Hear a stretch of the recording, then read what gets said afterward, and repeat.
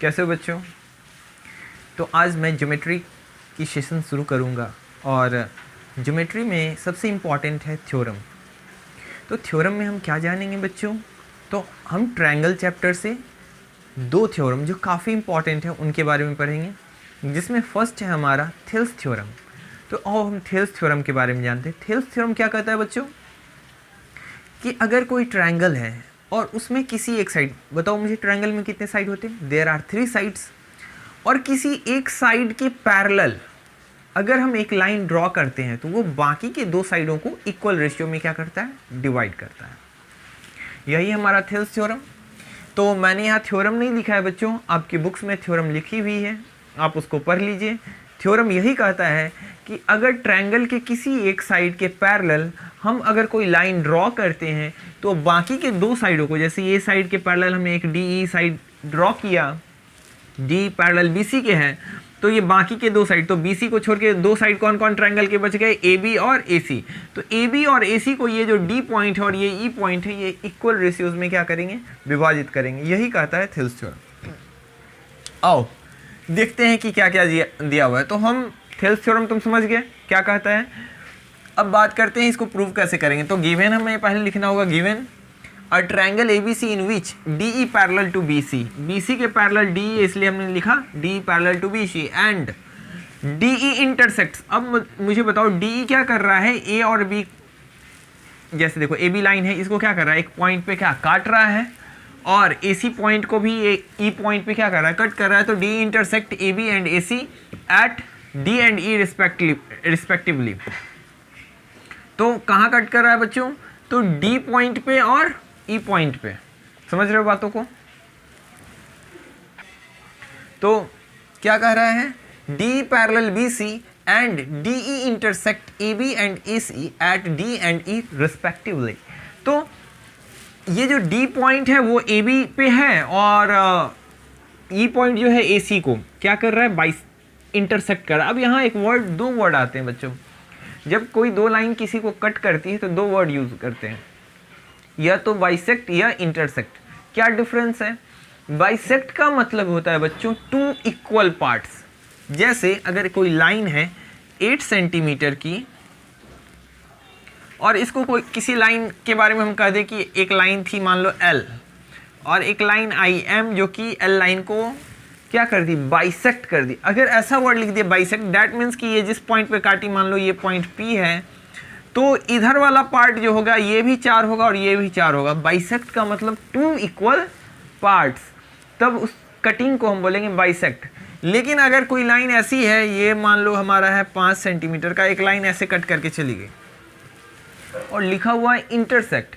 Intersect का मतलब हुआ कि ये जरूरी नहीं है कि इसको आधा आधा में ही काटेगा, ये हो सकता है 2 और ये कितना हो जाएगा? 3। तो बाइसेक्ट और इंटरसेक्ट में ये फ़र्क है बच्चों। बाइसेक्ट का मतलब होगा कि ऐसी पॉइंट या ऐसे लाइन जहाँ पे भी लिखा हो कि बाइसेक्ट, तो आप समझ जाएंगे कि 2 इक्वल पार्ट्स। लेकिन इंटरसेक्ट का मतलब 2 इक्वल पार्ट्स नहीं है बच्चों, ठीक है? तो समझो बातों को। यहाँ इसीलिए ये लिखा हुआ है, क्या लिखा हुआ है बच्चों? यहाँ लिखा हुआ है कि DE और BC आपस में पैरेलल है, लेकिन ये जो DE लाइन है वो क्या करती है? इंटरसेक्ट करती है। बाइसेक्ट नहीं लिखा। दैट मीन्स ऐसा मत समझना कि D एकदम AB के बीचों बीच में होगा और E एकदम बीचों बीच में होगा, ये कोई जरूरी नहीं। यानी कि इस ऐसा अगर कोई ट्रायंगल है और थेल्स थ्योरम का मतलब है कि बस तीसरे साइड के पैरेलल, तो ये भी थेल्स थ्योरम के ही अकॉर्डिंग आएगा। ऐसा नहीं कि एकदम बीच में। यहाँ भी अगर हम लाइन ड्रॉ करेंगे तो भी थेल्स थ्योरम लगेगा। तो तुम्हें ये याद रखना है कि यहाँ जो ये पॉइंट हम ले रहे हैं ये इस साइड के बीचों बीच का पॉइंट रहे, ऐसा कोई ज़रूरी नहीं है। ये कहीं भी ये दोनों पॉइंट हो सकते हैं, लेकिन शर्त एक ही है कि वो ये जिस साइड के भी हो पैरेलल खींचा जाना चाहिए, बस यही एक शर्त है। ये कोई शर्त नहीं है कि ये बीच में होना चाहिए, मिड पॉइंट थ्योरम की तरह नहीं है। चलो अब बात करते हैं आगे। अब हमें प्रूफ क्या करना है? हमें प्रूफ यही करना है कि इतना बाय इतना का जो रेशियो, क्योंकि थेल्स थ्योरम यही कह रहा है कि अगर पैरेलल आप ड्रॉ करते हैं तो वो बाकी के 2 साइडों को इक्वल रेशियोज में डिवाइड करती हैं। तो इक्वल रेशियो में डिवाइड करने का क्या मतलब हुआ बच्चों? कि जैसे यहाँ पे AD बाई BD जो हो वही हो AE बाई EC, यानी AD बाई BD का जो रिजल्ट है वही आए किसका? तो AE बाई EC का रिजल्ट है। जैसे ऐसा समझो, जैसे मान लो कि ये 6 सेंटीमीटर का है और ये मान लो है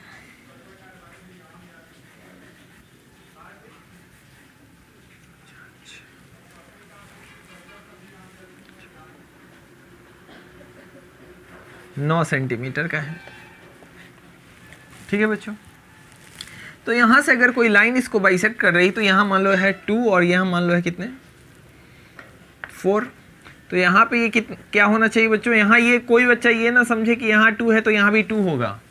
यहाँ रेशियो बराबर आना चाहिए। जैसे यहाँ 2/4 है तो यहाँ कितना आ जाएगा 3/6। अब देखो बच्चों 2/4 करोगे तो भी रिजल्ट जो आएगा वही क्या आएगा 3/6 का। 2/4 का रिजल्ट कितना आएगा बच्चों 1/2, 2 से कट जाएगा 2 टाइम्स। और 3/6 का रिजल्ट अगर चेक करोगे तो भी रिजल्ट क्या आएगा 1/2। ये रेशियो बराबर होने वाला कि इतना बटे इतना का जो रिजल्ट आएगा वही यहाँ पे इतना बटे इतना जो करेंगे तो वही रिजल्ट आएगा। इस बात की जा रही है। तो तुम समझ गए होगे मैं क्या समझाना चाहता हूँ। जो नहीं समझे होगे फिर मैं इस पे अभी एग्जाम्पल करवाऊंगा तो समझ में आएगा। अभी यहाँ ध्यान दो।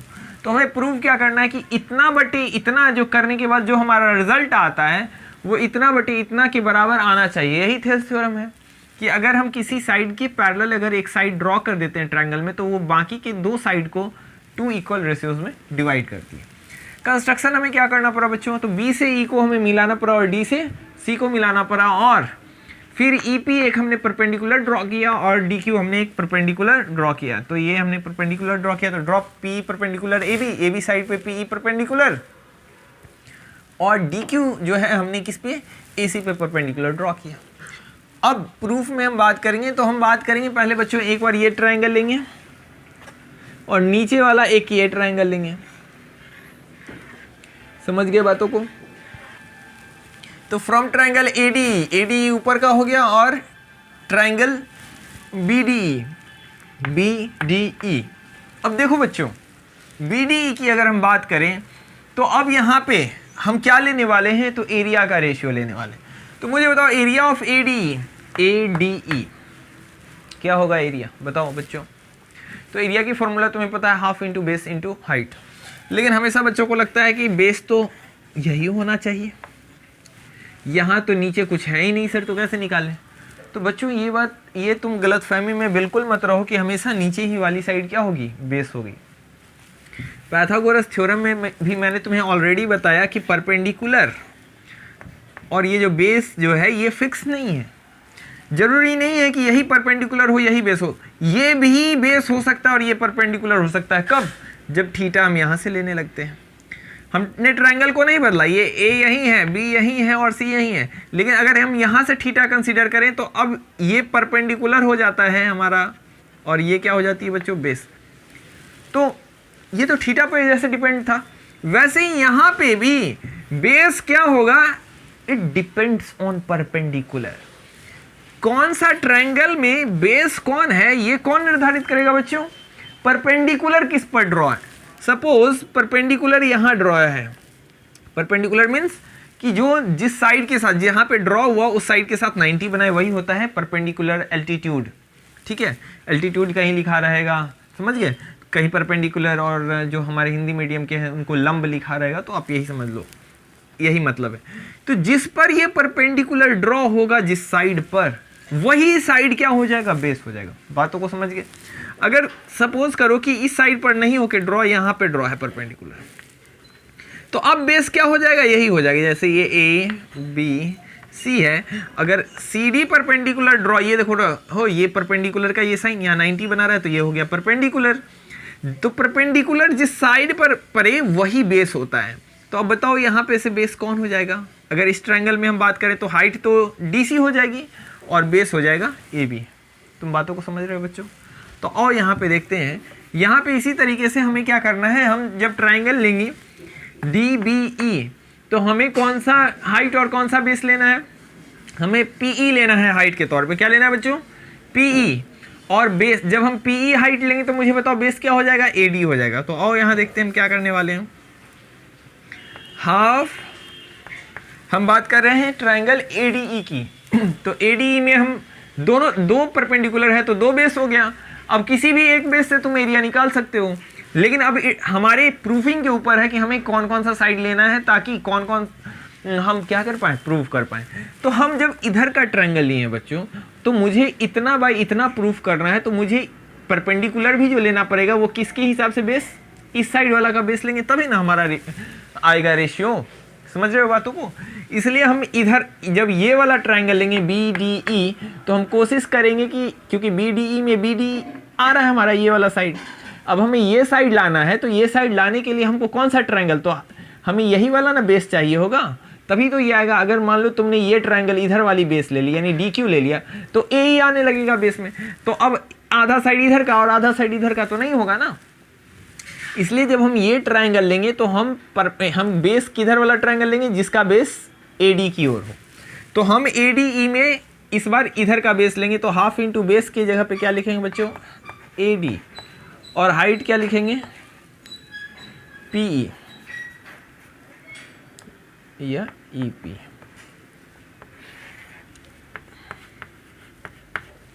अब देखो बच्चों यहाँ पर इस ट्रायंगल में BDE में बेस क्या हो जाएगा, तो बेस इस ट्रायंगल का ये हो जाएगा बच्चों। अब बच्चे के साथ एक प्रॉब्लम हो रही होगी, मैं समझ रहा हूँ बच्चों तुम्हारे मन की भावनाओं को, कि तुम्हारे मन में क्या प्रश्न उठ रहे हैं। तुम सोच रहे होगे कि सर अभी आपने कहा जिस साइड पर परपेंडिकुलर हो वो बेस हो जाता है। ये तो समझ में आ गया कि ट्रायंगल में जिधर भी परपेंडिकुलर हो जाएगा, जिस साइड पे जाएगा वो हो जाएगा बेस। लेकिन यहाँ सर इस ट्रायंगल को मैं ज़रा सा यहाँ बनाता हूँ बच्चों, कुछ इस तरीके का है ये, BD, और ये क्या है बच्चों, इसको मैं थोड़ा सीधा कर देता हूँ, कुछ ऐसा है ये ट्रायंगल। और ये जो है तुम्हारा, ये है E, ये है D, और ये है B। ऐसा अभी हमने उलट दिया है। देखो बच्चों इस ट्रायंगल में परपेंडिकुलर ड्रॉ नहीं किया जा सकता। ये कैसा ट्रायंगल है, तो इसमें एक एंगल जो है इस ट्रायंगल में वो मोर देन 90, क्योंकि 90 अगर होता तो ये इस पॉइंट से सीधा जाता है ऐसे, लेकिन ऐसा नहीं है। ये ट्रायंगल क्या है, तो ये ट्रायंगल है ऑब्ट्यूस एंगल ट्रायंगल, ऐसा कुछ। अब इस पॉइंट से, मान लो इस पॉइंट से मुझे परपेंडिकुलर ड्रॉ करना है। इस पॉइंट से परपेंडिकुलर ड्रॉ करने का कोई उपाय नहीं है बच्चों, एकदम नहीं तुम ड्रॉ कर सकते हो, क्योंकि परपेंडिकुलर एकदम सीधे परपेंडिकुलर टू ग्राउंड आएगा। यहाँ से तुम जैसे ही इधर बढ़ोगे हमेशा कुछ ना कुछ एंगल आ जाएगी, तुम नहीं जा सकते। उस कंडीशन में यानी ऑब्ट्यूस एंगल ट्रायंगल के कंडीशन में परपेंडिकुलर जो होता है वो हम क्या करते हैं, सीधे टॉप पॉइंट से बेस तक, और ये जो बेस है इसको डॉटेड बनाते हैं। बेस आखिर हमारा नीचे ही वाला, यहीं से यहीं तक बेस काउंट होगा, और ये हमारा बेशक ट्रायंगल, ये हाइट जो है वो बाहर है, ये हाइट जो है ये बेशक इस ट्रायंगल से बाहर है, हमारा ट्रायंगल इतना ही दूर में है, ये वाली पार्ट बाहर है, लेकिन और कोई उपाय नहीं है तो यही हाइट कंसीडर किया जाएगा, और बेस यहीं से यहीं तक, ये नहीं कि यहाँ तक। समझ पा रहे हो बातों को? तो अगर तुम ये बात समझ गए होगे तो यहाँ इसी बात को समझो। ये जो ट्रायंगल है ये यहाँ पे मोर देन 90 बना रहा है बच्चों, और 90 से अधिक बनाया तो ये हो गया ऑब्ट्यूस एंगल ट्रायंगल। तो इस पे कभी भी इसके अंदर यहाँ इस पॉइंट से परपेंडिकुलर नहीं ड्रॉ किए जा सकते, तो इसलिए परपेंडिकुलर कहाँ, इधर आएंगे। लेकिन बेस इसी को कंसीडर करके इसको बढ़ा दिया जाता है, तो बेस कौन सा रह जाएगा, बेस BD ही रहेगा, लेकिन परपेंडिकुलर क्या आ जाएगा, EP। अब यहाँ तक समझ गए हो तो देखो हाफ से हाफ साफ हो जाएगा। इस ट्रायंगल की भी हाइट P है, और इधर से भी हमने P लिया था, तो EP क्या, या PE क्या, कैंसिल। तो हमारे पास क्या बच गया बच्चों, बताओ, AD/BD बचा कि नहीं बचा? ये क्वेश्चन नंबर 1। यहाँ तक समझे कि नहीं समझे? फिर से मुझे बताओ, जिनको भी समझ में दिक्कत, क्योंकि बहुत सारे बच्चे तो आता तो है, वो रटे हुए हैं, लेकिन वो समझते नहीं कि आखिर हुआ क्या, क्या नहीं हुआ। यहाँ बातों को समझो बच्चों। यहाँ इस ट्रायंगल को लेते वक्त तुम्हें क्यों कंफ्यूज होने की ज़रूरत नहीं कि तुम्हें क्या लेना है। तुम देखो कि अगर तुम इस ट्रायंगल को ले रहे हो यानी कि BDE को, तो BDE में देखो DE ना तो तुम्हारे प्रूविंग का पार्ट है, ना तो BE प्रूविंग का पार्ट है। प्रूविंग का पार्ट क्या है मुझे बताओ, BD है ना। ट्रायंगल में मुझे इतना बट्टे इतना लाना है और इतना बट्टे इतना लाना है, इसके बीच के पार्ट का तो कोई मतलब नहीं है।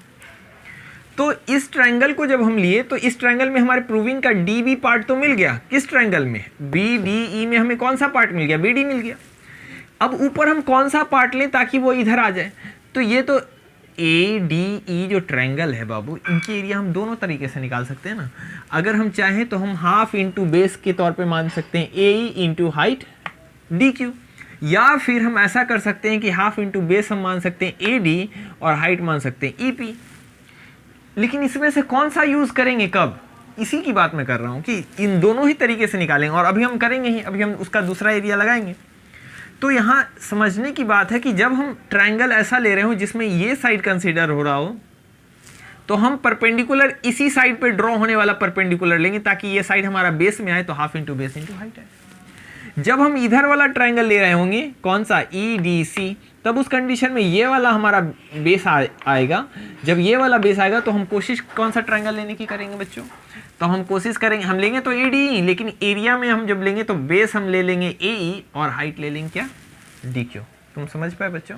देखो अब इसको मैं मिटाऊंगा तो तुम यहाँ से ये हमारा फाइनल जो है area of triangle A D E by area of triangle B D E is equal to ये जो कट के आया A D by B D, ये इक्वेशन कितना हो गया? फर्स्ट।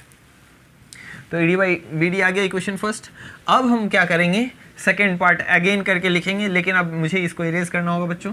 मैं इरेज कर रहा हूँ, आप यहाँ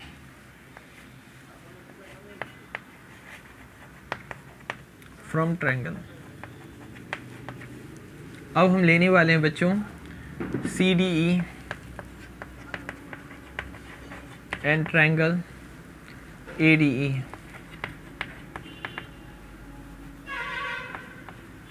ठीक है, तो फिर से यहाँ पे हम एरिया की बात करेंगे। ऊपर लेंगे हम ये वाला area of triangle A D E by area of triangle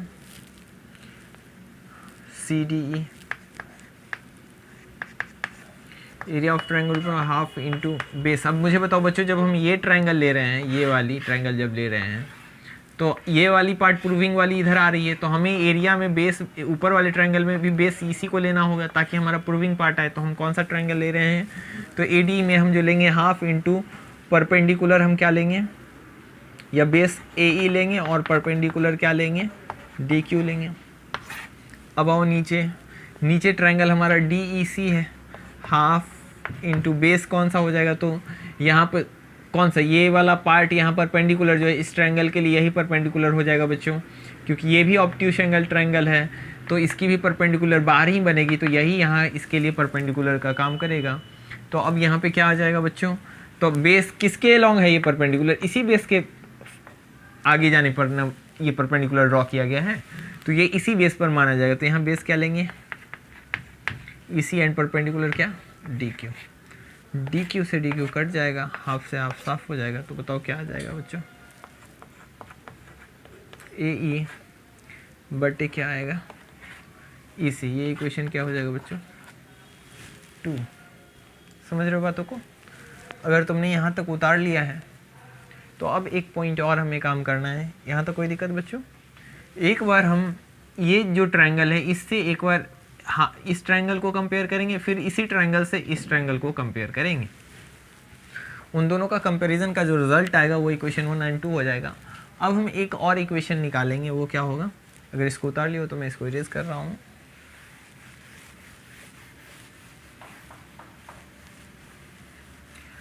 अब मुझे एक बात बताओ बच्चों, तुमने एक रूल पढ़ा था क्लास 9 में कि अगर दो पैरेलल लाइंस हो, इनके बीच अगर हम ट्रायंगल बनाते हैं और अगर हम इसी बेस को मानते हुए, यानी मान लो ए बी बेस है, तो देखो दोनों ट्रायंगल यानी ये मान लो पी क्यू है, तो मान लो ए पी बी एक ट्रायंगल है और एक ट्रायंगल है ए क्यू बी। इन दोनों ट्रायंगल का बेस तो एक है बच्चों, ये एक जगह नहीं मिलते। एक ट्रायंगल यहाँ से यहाँ है और एक यहाँ से यहाँ है, लेकिन इन दोनों का बेस अगर सेम है और ये सेम ही पैरेलल लाइंस के नीचे है, बीच में है, तो सेम पैरेलल लाइंस के बीच में हो और बेस सेम हो, तो इस कंडीशन में दोनों ही ट्रायंगल की एरिया जो होती है वो क्या होती है बच्चों? बराबर क्यों होती है ये समझो। तो क्योंकि एरिया हम निकालते हैं half into base into height. Area के लिए तो बेस तो ये रह गई, और हाइट यहाँ से यहाँ इस ट्रायंगल के लिए या इस ट्रायंगल के लिए जो हाइट होगी ये क्या होगी बच्चों, सेम ही होगी, क्योंकि पैरेलल लाइन के बीच कभी भी ये एच बदलता नहीं है, तो इसलिए इन दोनों ट्रायंगल की एरिया क्या होती है, सेम होती है। तो आओ अब यही कॉन्सेप्ट हम यहाँ लगाने वाले हैं। यहाँ देखो बच्चों, ये लाइन हमने पहले ही मान ली कि ये पैरेलल है, ये पैरेलल है, तो ये वाली ट्रायंगल और ये वाली ये वाली ट्रायंगल, ये दोनों इस दोनों पैरेलल लाइन के बीच में है, और इस ट्रायंगल और इस ट्रायंगल का ये जो बेस डी है ये क्या है, कॉमन है। तो ये दोनों की बेस कॉमन होने से और सेम पैरेलल लाइन के बीच होने से इन दोनों की एरिया क्या हो गई, बराबर हो गई। समझ गए बच्चों? तो बच्चों, तो जब दो ट्रायंगल्स जिनके पास बेस सेम होगा और सेम ही पैरेलल लाइंस के बीच होंगी तो उनका एरिया क्या होगा बच्चों, बराबर होगा। तो हमने ये चीज़ लिख दिया कि ट्रायंगल BDE और ट्रायंगल CED, तो BDE ये ट्रायंगल और ट्रायंगल CDE ये वाली ट्रायंगल, इन दोनों का बेस जो है, इन दोनों ट्रायंगल का बेस सेम है। कौन सा बेस है बाबू, सेम बेस DE, यही है बेस दोनों ट्रायंगल का। And between same parallel lines, और ये दोनों ही ट्रायंगल सेम ही पैरेलल लाइंस के बीच में है, DE और BC के बीच में ही दोनों बन रहे हैं, और ये DE और BC क्या है बाबू, आपस में पैरेलल है। ठीक है, तो कह रहा है कि वी हैव, तब हम यहाँ से क्या कंक्लूजन है, तो यही है ना कि अगर दो ट्रायंगल जिनका बेस सेम हो और सेम ही पैरेलल लाइंस के बीच में हो तो उनकी एरिया बराबर होती है। इसलिए हम यहाँ लिख सकते हैं एरिया ऑफ ट्रायंगल ये, यानी कि BDE बराबर होगा एरिया ऑफ ट्रायंगल CED के। अब ये इक्वेशन हमारा क्या हो जाएगा बच्चों, 3। अब इक्वेशन 1 2 3 से हम ये कह सकते हैं कि क्या कह सकते हैं, फ्रॉम इक्वेशन यहाँ हम लिखेंगे देयरफॉर फ्रॉम इक्वेशन 1 2 एंड 3 हम क्या कह सकते हैं बच्चों, तो हम कह सकते हैं AD by BD is equal to AE by EC। Proved. समझ गए बातों को कि नहीं समझे, उतारो इनको। अब बहुत सारे बच्चों को ये लग रहा हो कि फ्रॉम इक्वेशन 1 2 एंड 3 से फाइनल इस डिसीजन पे हम कैसे आ गए। तो बच्चों ये कन्फ्यूज़न तुमने तो रट लिया है और तुम बनाते बनाते बस इतना 3 निकालते हो और ये प्रूव कर देते हो, लेकिन आज मैं बताऊंगा अभी क्लू करके कि क्यों ऐसा हम करते हैं। आओ देखो मैंने सारा इरेज कर दिया और मैं तीनों इक्वेशन पहले लिखूंगा। पहला इक्वेशन जो अपने नोटबुक में अभी तुमने लिखा होगा जब तुम बना रहे थे, तो तुमने पहला इक्वेशन क्या लिखा था, तो पहला इक्वेशन जो हमारा आया था वो आया था area of triangle ADE, area of triangle ADE by हमने एरिया ऑफ ट्रायंगल BDE ये निकाला था। और हमारे पास जो रेशियो आया था बच्चों वो क्या आया था, हमारे पास फाइनल आया था AD बाई BD। ये था इक्वेशन 1, तुम देखो अपने बुक में, नोटबुक में। अगला जो हमने निकाला था एरिया ऑफ ट्रायंगल, फिर से हमने लिया था ADE बाई हमने क्या लिया था, एरिया ऑफ ट्रायंगल, अब लिया था हमने CED। तो यहाँ पे क्या रिजल्ट आया था हमारे पास, AE बाई EC। ये था इक्वेशन नंबर 2। और तीसरा इक्वेशन हमने निकाला था कि दोनों ट्रायंगल कौन सा, तो BDE, area of triangle BDE बराबर था एरिया ऑफ ट्रायंगल DEC के या CED के, ट्रायंगल CED। ये था किस लिए बराबर था बच्चों, क्योंकि BDE और CED सेम ही पैरेलल लाइंस के बीच में थे और इनका बेस भी क्या था, सेम था, इसलिए इन दोनों ट्रायंगल्स की एरिया बराबर होगी। ठीक है, अब देखो इक्वेशन 1 2 3, क्यों बेस सेम होगा और पैरेलल लाइंस के बीच होगी और एरिया बराबर होगी, ये मैंने तुम्हें बताया कि जब बेस सेम होगा, क्योंकि एरिया जब भी हम निकालते हैं तो half into base into height निकालते हैं। अब दो ट्रायंगल अगर सेम ही पैरेलल लाइन के बीच हो और उनका बेस सेम ही हो, तो बच्चों मुझे एक बात बताओ, ये बेस अगर 4 है तो 4 ही रहेगा, और यहाँ से यहाँ की हाइट अगर 5 है या 6 है जो भी है, तो क्या यहाँ से यहाँ की हाइट बदल जाएगी? नहीं बदलेगी, क्योंकि पैरेलल लाइंस में कहीं भी चले जाओ ड्रॉ करो, हाइट क्या रहने वाली है? सेम रहने वाली है। कहीं भी ड्रॉ करोगे 6 6 6, अगर इन दोनों के बीच 6 है तो यहाँ भी 6 रहेगी, यहाँ भी 6 रहेगी। तो फिर दोनों ट्रायंगल में वही फॉर्मूला लगाओगे ना, half into base into height. तो बेस सेम है, हाइट सेम है, तो एरिया कैसे डिफर होगी? इसलिए एरिया सेम रहती है। तो यहाँ इस कॉन्सेप्ट की वजह से इक्वेशन नंबर 3 बना। अब यहाँ पे कुछ बच्चे सोच रहे होंगे कि सर जब यहीं पर AD/BD और AE/EC आ गया था तो यहीं से क्यों नहीं प्रूव कर दिए जो ये तीसरा लिखते हैं? तो बच्चों तीसरा क्यों लिखते हैं वो देखो यहाँ से अगर तुम ऐसा कहते, कब कहते? जब ये वाला पार्ट ये वाले पार्ट के बराबर होता तब ना तुम फ्रॉम इक्वेशन 1 और 2 कर देते कि इधर वाला और इधर वाला बराबर है इसलिए ये दोनों बराबर होगा। लेकिन मुझे बताओ इसमें क्या बराबर है? इसमें ऊपर वाला part area of triangle ADE और इसमें भी इसका जो ऊपर वाला पार्ट है एरिया ऑफ ट्रायंगल ADE वो तो बराबर है, ठीक है। लेकिन नीचे देखो तो नीचे क्या एरिया ऑफ ट्रायंगल BDE है और यहाँ एरिया ऑफ ट्रायंगल CD है। ये तो बराबर नहीं है कि तुम सीधे इनको कंपेयर कर दो। तो हमको इसको बराबर करने के लिए ये भी दिखाना पड़ेगा ना बच्चों कि ये जो नीचे वाला जो एरिया ऑफ ट्रायंगल BDE है वो बराबर होता है एरिया ऑफ ट्रायंगल किसके? CED के। ये हमने यहाँ इक्वेशन नंबर 3 में किया। अब हम क्या कर सकते हैं? अब हम किसी एक को ऐसा कर सकते हैं कि जहाँ पे लिखा हुआ एरिया ऑफ ट्रायंगल CED उसको हम रिप्लेस कर देंगे किससे? एरिया ऑफ ट्रायंगल BED से, और तब हम जाके कह देंगे कि LH ये वाला पार्ट बराबर है तो ये भी पार्ट क्या है? बराबर। लेकिन उतना भी अब लिखने की ज़रूरत नहीं, हमें एक ही बार कह दी कि ये और ये एरिया आपस में, ये वाली एरिया और ये वाली एरिया आपस में बराबर है इक्वेशन 3 से। इसलिए पहला दूसरा इक्वेशन में तो ये दोनों रेशियो आ गया, न्यूमरेटर दोनों का बराबर, बस डिनोमिनेटर भी आपस में बराबर, ये हमने ये प्रूफ कर दिया। तो फाइनली हम क्या करते हैं बच्चों, जब हमारे पास ये तीनों आ जाता है, क्योंकि ये नीचे वाला ही ना डिफर कर रहा था, लेकिन अब हमने इस इक्वेशन 3 से ये भी प्रूफ कर दिया कि ये जो एरिया ऑफ BDE है और जो एरिया ऑफ CED है वो आपस में बराबर है। अब जब ये दोनों बराबर है डैट मीन्स कि ये पूरा का पूरा यानी कि ये वाला पार्ट यानी इक्वेशन 1 का जो LHS है और इक्वेशन 2 का जो LHS है वो आपस में बराबर है, तो इसके RHS भी आपस में क्या होंगे बच्चों? बराबर होंगे। क्योंकि केवल क्या फ़र्क आ रही थी, यहाँ LHS में ट्रायंगल जो न्यूमरेटर में था, यहाँ भी इसके इक्वेशन 2 के LHS में तो वही था, बस डिनोमिनेटर में फ़र्क थी। लेकिन ये दोनों फ़र्क आपस में बराबर है, ये बात हमने कहाँ प्रूफ कर दी? इक्वेशन नंबर 3 में। तो अब ये इन दोनों में भी कोई फ़र्क नहीं रहा क्योंकि ये भी आपस में बराबर ही होते हैं। इसलिए अब हम यहाँ लिख सकते हैं कि फ्रॉम इक्वेशन 1, 2 एंड 3 क्या लिख सकते हैं बच्चों? AD/BD is equal to AE/EC। यहाँ तो कोई दिक्कत है बच्चों? तो मुझे बताओ। अब तुम मैकेनिज़्म समझ गए कि क्या होता है। आपको टीचर्स इतना डिटेल्स नहीं बताते, वो बस कहते हैं ये हुआ, ये हुआ, इसको अब रट लेना। लेकिन तुम समझ पाए फाइनली कि थिल्स थ्योरम किस तरीके से काम करता है।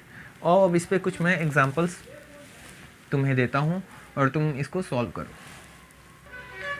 अब बच्चों क्वेश्चन दिया हुआ है कुछ इस प्रकार की, एक फिगर कह रहा है आपसे कि एक ट्रायंगल है। ट्रायंगल क्या है बच्चों? PQR। PQR एक ट्रायंगल है जिसमें ST जो है वो पैरेलल है किसके? QR के। ये जो ST लाइन है ये पैरेलल है किसके? QR के। जैसे ही कोई ट्रायंगल में एक लाइन पैरेलल हो जाती है तो वहाँ थिल्स थ्योरम का यूज़ कर सकते हैं, क्योंकि थिल्स थ्योरम का एक ही बस शर्त है कि अगर ट्रायंगल में किसी एक साइड के कोई साइड पैरेलल हो जाए तो शर्त कैसे काम करती है कि तब वो साइड बाकी के दो साइड को इक्वल रेशियो में बांटेगी। तो अब मुझे बताओ, यहाँ पे मुझे पूछ रहा है find the value of x, find x। तो यहाँ पे PS, ये P है बाबू, PS की वैल्यू x है और SQ की वैल्यू 6 दी हुई है, PT की वैल्यू 3 है और T और R की वैल्यू हमें कितना दी हुई है? 9। ठीक है बच्चों। तो हमें x की वैल्यू पूछा है तो हम यहाँ लिख सकते हैं ना, बाय थिल्स थ्योरम। क्या हम लिख सकते हैं? देखो थिल्स थ्योरम को BPT भी, बेसिक प्रोपोर्शनैलिटी थ्योरम भी बोलते हैं। क्यों बेसिक प्रोपोर्शनैलिटी थ्योरम बोलते हैं? क्योंकि ये प्रोपोर्शन पे बेस्ड है। किस पे बेस्ड है? क्योंकि ये इतना बटे इतना और इतना बटे इतना किस में करते हो? प्रोपोर्शन में। तो प्रोपोर्शन पे बेस्ड है इसलिए इसको हम बेसिक प्रोपोर्शनैलिटी थ्योरम भी बोलते हैं। तो आओ बच्चों, थिल्स थ्योरम बोलो या BPT बोलो। तो यहाँ मुझे बताओ भाई थिल्स थ्योरम क्या कहता है कि जब ये और ये पैरेलल है तो इतना बटे इतना, यानी क्या हो जाएगा यहाँ से PS बटे SQ इज इक्वल टू, बताओ यहाँ क्या आ जाएगा बच्चों?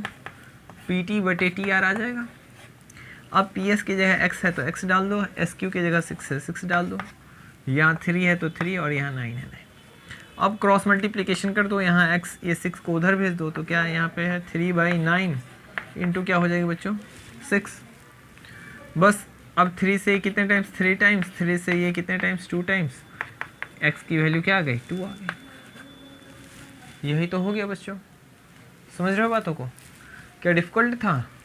तो जब थेल्स थ्योरम तुम्हें आ गया तो इस तरीके के ऑब्जेक्टिव्स तुमसे पूछे जा सकते हैं। चलो बच्चों एक और क्वेश्चन है तुम्हारे सामने।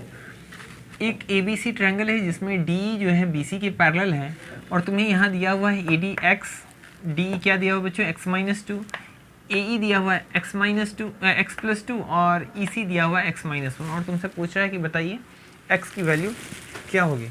तो बच्चों यहाँ पे फिर से हम बाई थेल्स थ्योरम बात करेंगे या by BPT basic proportionality theorem. क्या होता है तो AD बाई क्या लगा देंगे DB is equal to AE by EC, जो वैल्यू रख दो, x बाई x-2 बराबर यहाँ कितना आ जाएगा इतना बटे इतना, x+2 by x-1। Cross multiplication करेंगे x इंटू क्या आ जाएगा बच्चों x-1, यहाँ पे आ जाएगा x-2 इंटू x+2। तुम यहाँ गुना करोगे तो आएगा x² माइनस ऑफ x। अब यहाँ a minus B into a+b, तो तुम जानते हो a² माइनस ऑफ b², 2 का स्क्वायर कितना 4। देखो बच्चों इधर भी प्लस में x², इधर भी प्लस में, तो सेम साइन वाले अगर इक्वल टू के इधर और इधर हो तो कट जाते हैं। क्यों कट जाते हैं, क्योंकि अगर इस x² को अगर हम इधर लेके आते तो ये प्लस साइन था तो इधर आता माइनस हो जाता, कट जाता। अब बताओ यहाँ क्या बच गया बच्चों माइनस x बराबर माइनस ऑफ 4, माइनस से माइनस कैंसिल आउट, तो x की वैल्यू क्या आ गई 4। यही हो गया हमारा आंसर। तो तुम बातों को समझ पा रहे हो बच्चों। तो इसी तरीके से बेसिक क्वेश्चन आएंगे। तुम्हें बस याद रखना है कि अगर किसी भी ट्रायंगल में जो थेल्स थ्योरम कहता है, क्या कहता है कि in any triangle if a side is parallel to, if a side we drawn is parallel to one side of a triangle divides other two sides of triangle into two equal ratios। तो वो क्या करेंगे, उनको इधर वाले को भी एक रेशियो में बांटेंगे इक्वल, ये दोनों साइड जो होंगे इनको क्या करेंगे वो इक्वल रेशियो में बांटेंगे। यही है हमारा थेल्स थ्योरम। तो जब भी ऐसा कहीं आएगा तो आप थेल्स थ्योरम लगा सकते हैं और प्रॉब्लम सॉल्व कर सकते हैं। तो बच्चों आज की कक्षा में यही समाप्त करता हूँ, मिलते हैं हम नेक्स्ट लेक्चर में। तब तक के लिए आपका धन्यवाद।